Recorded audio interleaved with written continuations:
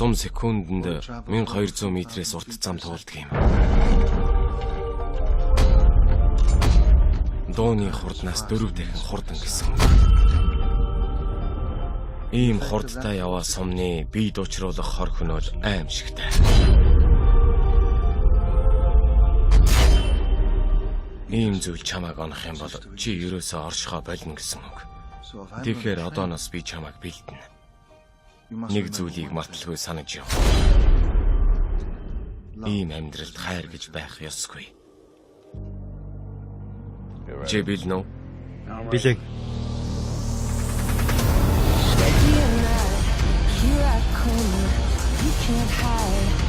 Одоо гүүгээрээ.